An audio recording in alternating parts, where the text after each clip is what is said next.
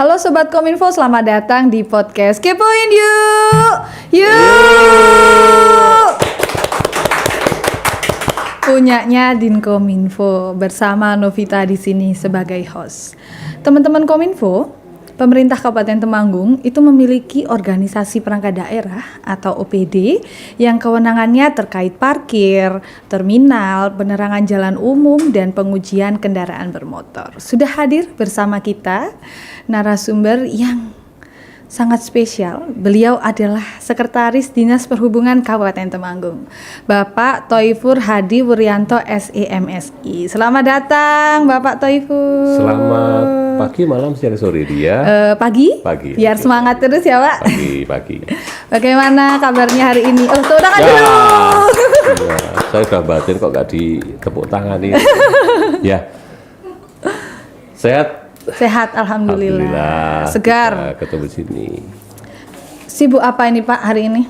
Hari ini lumayan, ini ada beberapa pembagian untuk kegiatan-kegiatan kita. Ya. Ada yang ini sudah menjelang Lebaran. Betul. Artinya kita sudah menyiapkan untuk beberapa hal.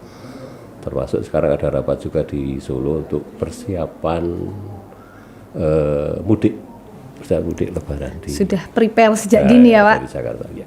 Bapak, teman-teman Kominfo ini pengen tahu di sub ini tupoksinya apa aja sih Pak? Ya, di sub itu sangat terkait dengan yang pertama, terkait dengan perumusan kebijakan di bidang pertama lalu lintas, perparkiran, angkutan, pengelolaan terminal yang tipe C ya, kita hanya tipe C kalau di Kabupaten Temanggung, tipe B sudah di atasnya lagi, pengujian kendaraan bermotor, terus ada juga di apa istilahnya ada perbengkelan dan penerangan jalan umum di kita, itu secara global itu kebijakannya. Ada juga pelaksanaan koordinasi kebijakan tadi, terus pelaksanaan kebijakannya, ada evaluasi pelaporannya juga di situ. Dan ada juga pengendalian penyelenggaraan tugas jabatan fungsional, dan tidak kalah penting adalah fungsi kesekretariatan. Jadi itu ada juga di kesehatan kita, dan tentunya yang terakhir semua tugas yang diberikan oleh Pak Bupati tentunya ke Dinas Kominfo. Secara garis besar berarti di sub ini pelayanan publik ya Pak? Ya, pelayanan untuk masyarakat semua masyarakat, ya, sebagian besar.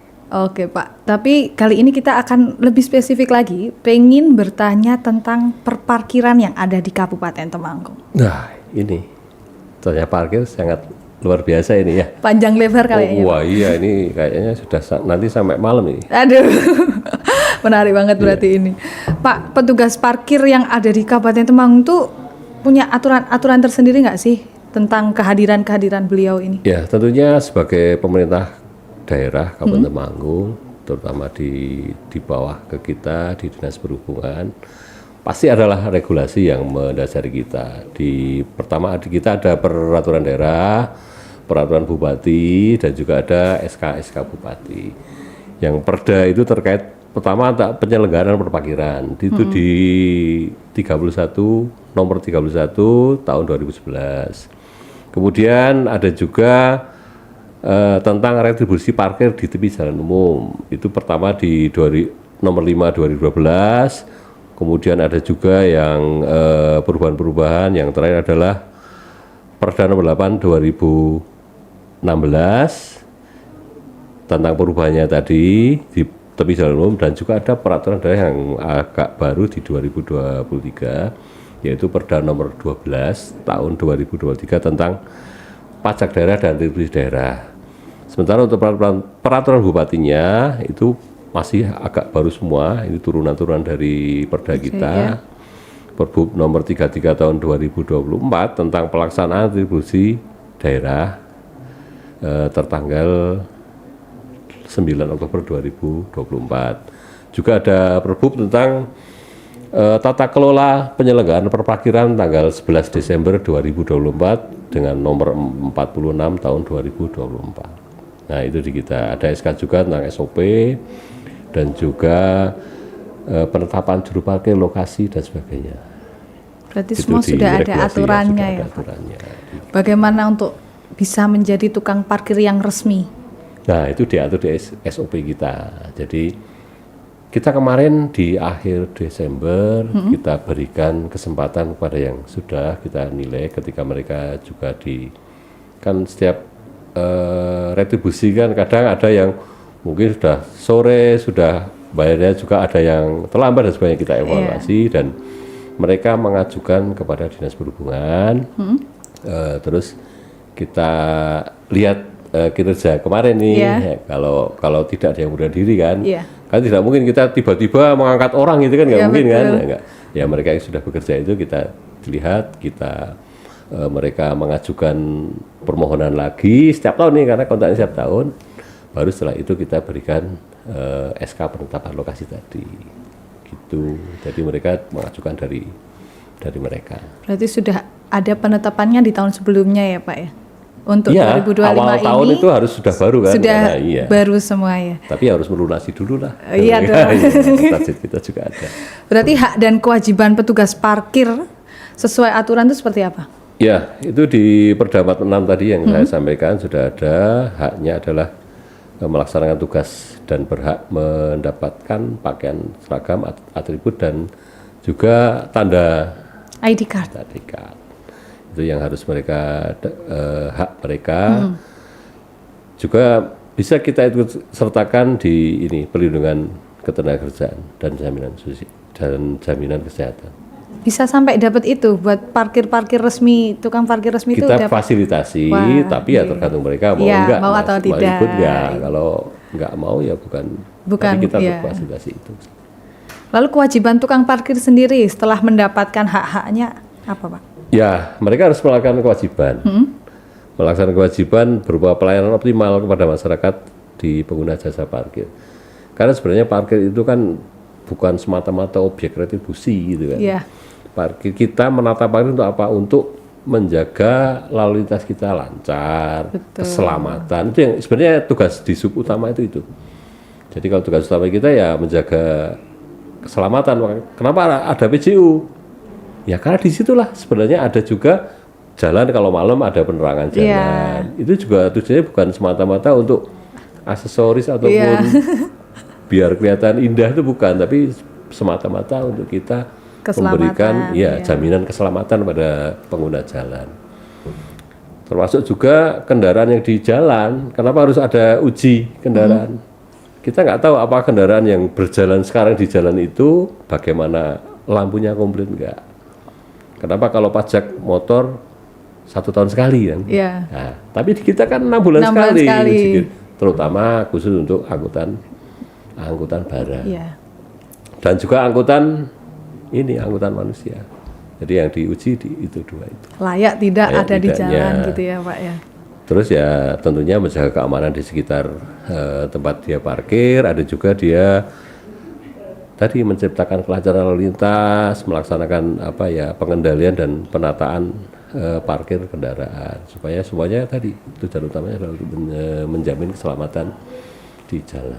Berarti bisa dibilang juga kalau para petugas parkir itu tangan panjangnya di sub untuk membantu menjaga keselamatan pengguna jalan gitu ya Pak, kalau secara aturannya. Ya harusnya begitu. Harusnya begitu. Jadi kita memang tidak henti-hentinya untuk saling mengingatkan, karena kalau tidak diingatkan ya kita saja kalau nggak dicas ya kita pegang HP ini HP mahal nih nggak pernah dicas kayak gitu nggak bisa pakai juga sama juga mereka ketika seperti itu ya tentunya akan seperti itu. Berarti Dinas Perhubungan sendiri selalu proaktif untuk selalu mengingatkan kewajiban-kewajiban kepada para petugas parkir ya. Dibilang proaktif dan enggak, karena mereka setiap saat kan setor ke kita, betul. Setor ke Kasda, melewati kita ya siap kita ketemu kita ingatkan, setiap coba kita ingatkan kita tugasmu apa, kewajibanmu apa kita ingatkan. Pak, berkaitan dengan retribusi parkir yang ada di Kabupaten Temanggung, sebenarnya berapa sih Pak besaran parkir untuk masing-masing kendaraan yang ada itu? Ya, berdasarkan jenis kendaraan yang ada. Ada 3 jenis yang di Temanggung ya, biasanya kan ada, pertama adalah kendaraan roda 2 tadi sampaikan di Perda nomor 12 tahun 2023 tentang pajak daerah dan retribusi daerah. Tadi yang pertama kendaraan roda 2 itu Rp1.000, kemudian kendaraan bermotor roda 4 Rp2.000. Saya pertegas lagi, kendaraan roda 2 Rp1.000, kendaraan roda 4 Rp2.000, dan kendaraan bermotor roda 6 atau lebih itu Rp3.000. Pasti tanya nih, kok ada sih rodanya 6 itu? Kok ada rodanya 6? Iya. Ya biasanya kalau kendaraan truk itu kan yang depan 2, yang belakang 4 kan. Ya. Nah, itu artinya di atas 6. 6 atau lebih. Berarti ada yang lebih dong, Pak? Ada. Truk kalau tronton. kita tronton itu belakangnya banyak sekali. Lalu ada aturan Perbup khusus untuk mengaturnya terkait kendala yang ada di lapangan nggak, Pak? Misal menemui petugas parkir yang tidak sesuai aturan. Ya ada tentunya. Tadi kan sudah ada di atas, kita sebut adalah peraturan daerah. Kalau tarif tadi pajak daerah tadi ya nomor 12 tadi. Terus ada peraturan tentang pelaksanaan retribusi daerah nomor 33/2004, dan tadi yang nomor terakhir tadi yang peraturan bupati tata kelola penyelenggaraan perparkiran sudah ada semuanya. Namun karena ini memang baru di akhir tahun kemarin kita mencoba untuk melakukan perbaikan istilahnya ya, untuk supaya ke depan kita juga nggak menutup mata nutup telinga nih. Yeah. Ya, banyak juga teman-teman kita di lapangan, Pak kok gini-gini ya. Dengan itu maka kami melakukan perubahan ini tadi yang tata kelolanya ini kita perbaiki dengan Perbup terbaru itu, supaya apa? Supaya masyarakat juga bisa lebih enak, lebih nyaman untuk bisa parkir di Kabupaten Temanggung. Tentunya ada lah, maksud kita tidak gitu, ada. Tapi ada sanksi nggak, Pak? Ya, kalau sanksi itu kita adalah di setiap mereka juru parkir atau jukir itu kan punya kontrak dengan kita. Ya. Jadwal tugas, dan itu sudah ditegaskan pada beberapa hal yang tentunya ada teguran dan sebagainya. Ada. Sesuai kita juga kerja, kalau salah kan juga ditegur juga. Ya, kan, betul. Ya, sama juga dengan mereka. Menanggapi fenomena yang sering terjadi nih, Pak. Jadi banyak mungkin pengalaman saya ya, banyak petugas parkir yang ketika kami parkir tidak diberi karcis parkirnya. Ya. Itu gimana, Pak? Sangat berharap bagi kami dari Dinas Perhubungan untuk bisa betul-betul melakukan komunikasi lah dengan kita, karena kita sudah dari awal saya sampaikan tadi sebelumnya bahwa ketika mereka ketemu dengan petugas kita, dan kita juga ada loh koordinator dari kantor kami yang ke bawah supaya memberikan yang sering ketemu dengan teman-teman parkir itu. Yeah. Jadi harapannya ya kita juga tidak bosan-bosan memberikan solusi. Pak, ini kartisnya sekian, tarifnya ada sekian, kita sesuaikan itu supaya bisa dilakukan itu. Dan tentunya kita akan lebih giat lagi untuk bisa memberikan pemahaman. Karena kadang-kadang orang dibilang harus pakai ya tapi nggak paham itu ya. Yeah. Penyakit kita juga semuanya kayak gitu. Gitu. Tapi terkait dengan titik-titik parkir ini, tadi sudah dijelaskan sudah ada SK lahan parkirnya di mana saja. Ada nggak titik parkir yang bisa dianggap ilegal? Ya, itu menarik. Kadang-kadang ada beberapa contoh aja yang di dekat-dekat muka kita lah, misalnya di alun-alun. Sebenarnya itu kan tidak ada, tapi kadang-kadang ketika tempat itu kok banyak yang berkunjung, mereka hanya bingung mau menempatkan juga. Nah, kita dibilang ilegal ya memang ilegal. Katakanlah itu kan tidak resmi, yang tidak ada di SK kita. Betul. Tapi bagaimana juga itu kan sebenarnya agak bersifat nggak setiap hari gitu loh. Karena ketika kami sudah melakukan kegiatan itu, ketika ada laporan itu kita langsung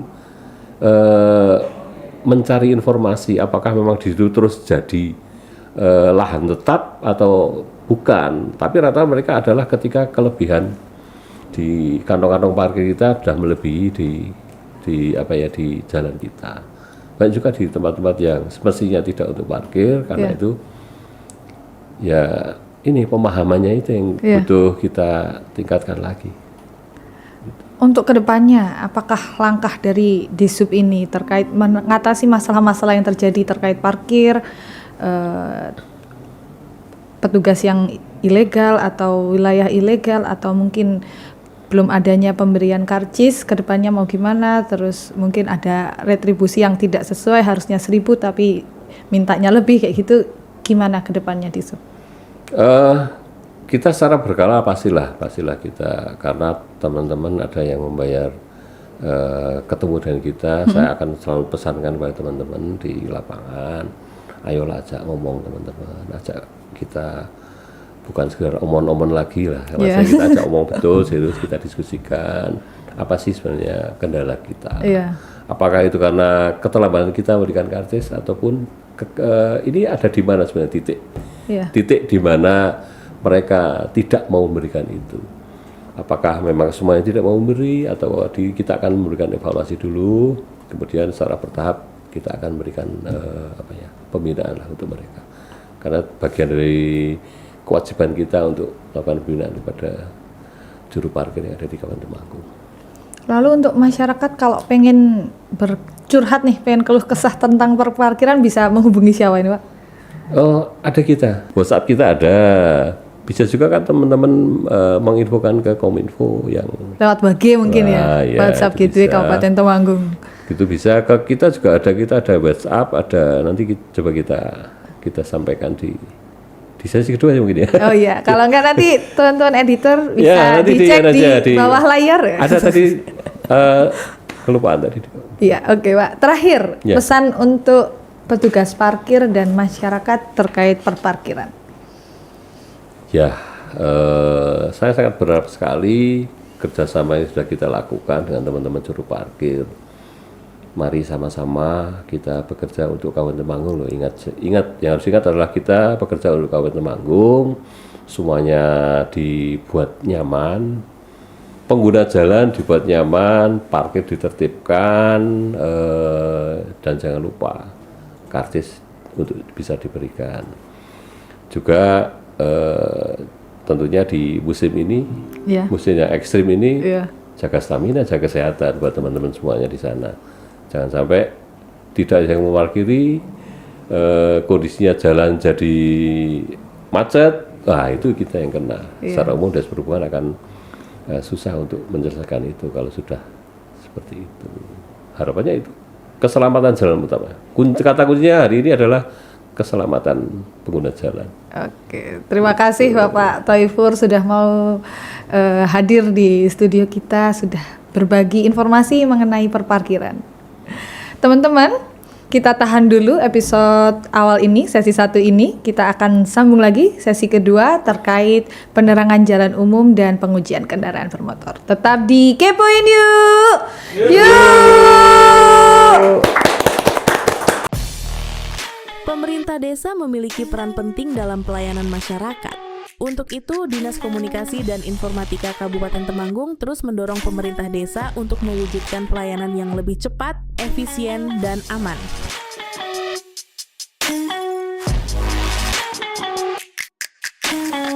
Salah satunya dengan memberikan pendampingan mengenai penggunaan tanda tangan elektronik.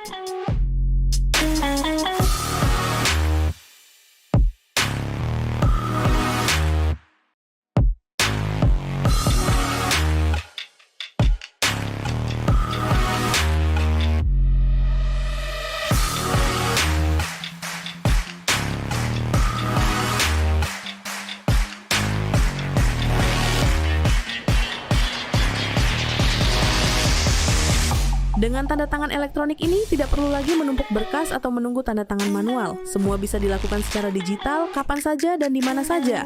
Dokumen yang ditandatangani tetap resmi dan sah secara hukum, serta terlindungi dari pemalsuan.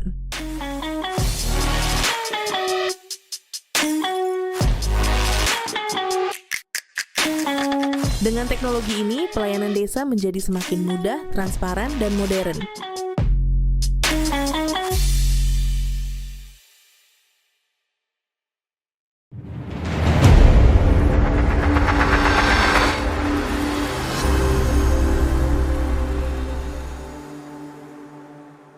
Halo Sobat Kominfo, kembali lagi di podcast Kepoin Yuk! Yuk! Punyanya Dinkominfo, masih bersama Novita di sini sebagai host. Teman-teman semua, di sesi kedua ini kita masih bersama bapak-bapak dari Dinas Perhubungan Kabupaten Temanggung. Tapi ada yang berbeda. Kali ini kita akan berfokus mengenai pengujian kendaraan bermotor dan penerangan jalan umum. Sudah hadir bersama kita di studio ini adalah Kabid Sarana Prasarana dan Penerangan Jalan Umum, Bapak Eko Medi Susanto Suyantana STMM. Selamat datang Bapak.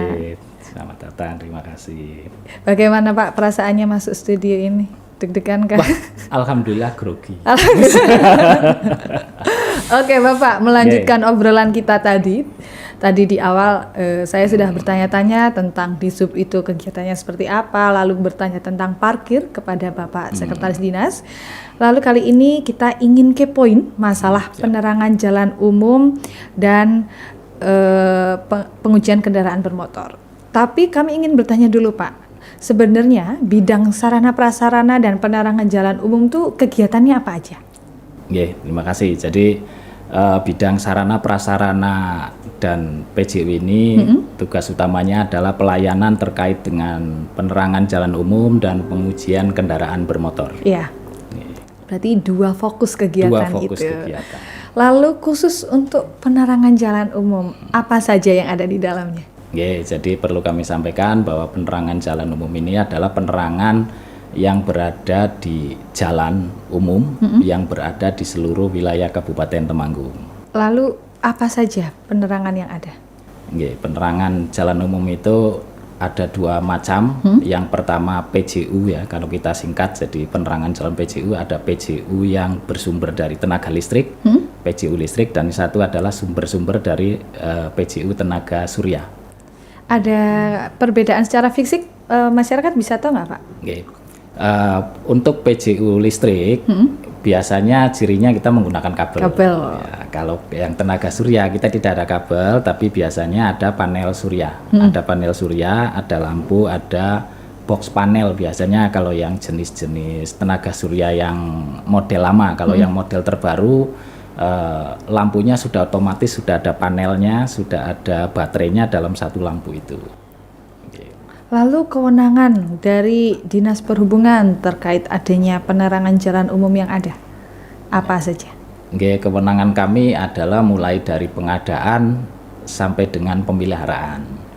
Oke, jadi perlu kami sampaikan bahwa penerangan jalan umum ini di kita menurut Perda PJU listrik itu dibagi menjadi dua. Yang pertama adalah PJU daerah dan PJU swadaya.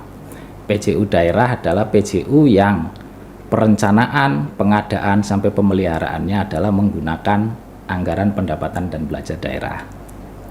Sementara untuk PJU swadaya adalah PJU yang proses pengadaannya dari usulan dari masyarakat. Artinya masyarakat bisa mengusulkan mengadakan sendiri lampu penerangan jalan umum dengan biaya sendiri, dengan tentunya mekanismenya harus izin ke Dinas Perhubungan. Berarti masyarakat juga bisa menikmati fasilitas penerangan jalan umum di wilayahnya dari Dinas Perhubungan ya Pak, walaupun di awalnya pengadaan sendiri. Fasilitasnya adalah untuk lampu PJU swadaya ini pengadaannya oleh masyarakat, tapi untuk pembayaran rekeningnya dibayar oleh pemerintah daerah melalui Dinas Perhubungan. Berarti setiap bulannya masyarakat sudah tidak usah khawatir untuk pembayaran tagihan listriknya ya Pak? Betul. Lalu caranya kalau misal ada masyarakat yang di daerahnya masih gelap gitu, pengen ikut dong merasakan fasilitas yang diberikan Dinas Perhubungan, bagaimana Pak? Itu silahkan mengajukan permohonan ke Dinas Perhubungan. Iya. Nanti kami akan menindaklanjuti dengan survei lapangan dan sebagainya, baru nanti kita berikan rekomendasi.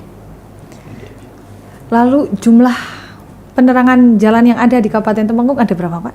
Oke, saat ini sampai dengan per Desember kemarin jumlah lampu yang kami pelihara itu ada yang kami miliki dan kami pemeliharaan itu ada 19.719 lampu. Wah, nggak mungkin hafal dong ini Nggak mungkin titiknya di hafal. mana aja. Jadi memang sudah sampai bukan cuma di jalan-jalan utama, tapi Iya. sudah masuk ke desa-desa juga, termasuk yang ke desa-desa. Apakah ada pembeda ini PJU milik kabupaten, milik provinsi atau milik pusat gitu, Pak? Oke. Pembedanya adalah dari sisi pengadaan untuk PJU yang di jalan nasional, pengadaannya oleh Kementerian Perhubungan Iya. melalui balai ya, kalau Iya. di jalan provinsi itu melalui Kementerian Perhubungan dari provinsi, pengadaannya dari provinsi. Sementara untuk jalan kabupaten dan jalan lingkungan itu dari pemerintah daerah. Berarti sudah bisa dipastikan kalau jalan-jalan milik daerah pasti PJU-nya juga dari Disub Kabupaten Dari Temanggung Disub, ya. betul. Berarti kalau misal ada yang mati milik kabupaten, masyarakat boleh dong mengadu, Pak? Nggih, monggo kepada masyarakat Iya. manakala ada lampu penerangan jalan umum yang mati, Iya. yang mungkin ada yang rusak atau mungkin kena pohon dan Iya, sebagainya, nggih, silahkan bisa menghubungi Dinas Perhubungan melalui sosial media yang ada di Dinas Perhubungan atau melalui WA Gateway. Ya, WA Gateway milik Kabupaten Milik Temanggung ya. Kabupaten Temanggung. Silakan segera kami akan tindak lanjuti. Berarti tenang aja masyarakat Kabupaten Temanggung, apabila ada lampu penerangan jalannya yang tidak berfungsi, monggo langsung saja hubungi Dinas Perhubungan, pasti akan langsung menindaklanjuti. Ya, betul. Oke Pak, mungkin terkait PJU kami ingin berganti topik tentang pengujian kendaraan bermotor. Untuk pengujian kendaraan bermotor, kegiatan di dalamnya apa saja? Oke, tugas dari pengujian tugas dari pengujian kendaraan bermotor adalah menguji kendaraan bermotor yang umum ya, yang Ya. bukan kendaraan pribadi. Ya. Jadi kendaraan umum dan kendaraan barang ya biasanya. Jadi tujuan dari pengujian ini kan untuk keselamatan berkendara ya, Betul. utamanya itu. Untuk proses pengujian dari awal bisa diceritakan nggak Pak? Jadi pengujian yang kami lakukan tahap awalnya dari kita prauji dulu. Pada saat kendaraan melakukan pengujian, jadi ada prauji. Prauji itu yang kita cek biasanya bagaimana kaca filmnya itu Ya. memenuhi standar apa tidak. Terus sabuk pengaman, terus dongkrak, segitiga, dan P3K yang Harus ada. ada. Ya, harus ada. Itu prauji. Iya. Setelah itu masuk uji, kita ada beberapa uji. Yang pertama uji emisi, terus ada uji kuncup roda itu yang di bawah ya. Terus uji kolong itu kaki-kaki dan sebagainya itu biasanya. Terus uji lampu utama. Uji lampu utama itu terkait dengan intensitas cahayanya itu. Jadi apa terlalu redup atau terlalu terang, ya, agar itu tidak mengganggu pengendara lain. Ya. Terus ada yang utama lagi, ada uji rem. Bagaimana Wajib itu ya, Pak? Wajib itu kekuatan remnya. Terus ada uji speedometer. Speedometer itu kecocokan antara yang di speedo dengan yang di indikator putaran rodanya itu. Itu yang diuji di pengujian kendaraan itu. Ada biayanya nggak Pak? Mungkin ada yang takut nih pengen nguji kendaraan tapi takut mahal. Oke, jadi kepada masyarakat kita dengan diberlakukannya peraturan daerah nomor 12 tahun 2023 tentang pajak daerah dan retribusi daerah, bahwa per Januari 2024 untuk pengujian kendaraan bermotor kita tidak dipungut biaya alias gratis. Gratis. Keren ya. Sudah gratis berarti masyarakat wajib mengujikan kendaraannya ya. Betul. Bagi yang memiliki kendaraan angkutan barang maupun manusia. Ya. Kapan Pak jadwal yang bisa kita lakukan pengujian di Disub? Oke, jadwal untuk pengujian kita mulai dari jam 8 sampai dengan jam setengah 3, jam 14.30.